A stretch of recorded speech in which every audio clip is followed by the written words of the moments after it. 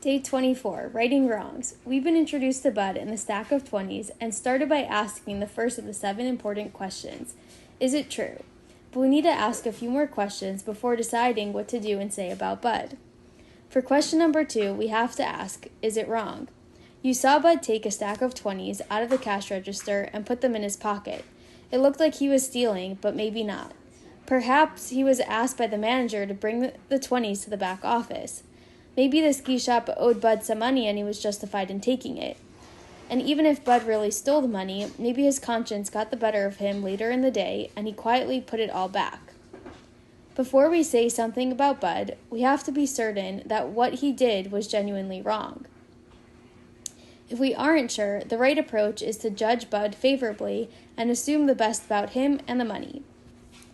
It's also worth noting that if your intent in speaking up about Bud's potential theft is to protect the ski shop from future loss, it would not be necessary to know clearly that what Bud did was wrong. It would be good enough to say, I might have seen Bud steal some money. However, this assumes that the rest of the 7 questions have been answered.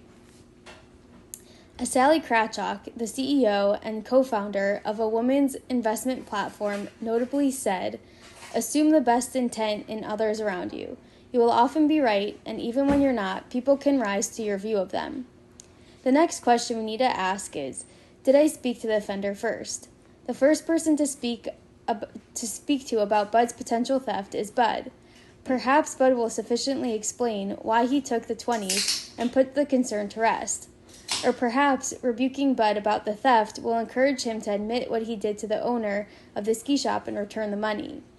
Because the constructive intent here is to get Bud to repay the stolen money, if we rebuke Bud directly, we accomplish the goal without having to say anything that might be lashon hara, negative speech.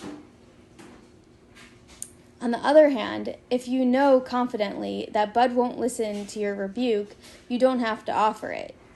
Additionally, it's worth repeating that if your intent in speaking up about Bud's potential theft is to protect the ski shop from future loss, it would not even be necessary to rebuke Bud first. In the next few videos, we'll ask questions 4 through 7 and figure out what to do and say about Bud.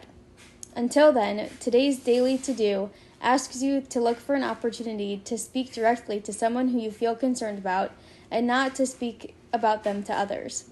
I'm Elka, and I'm keeping it clean.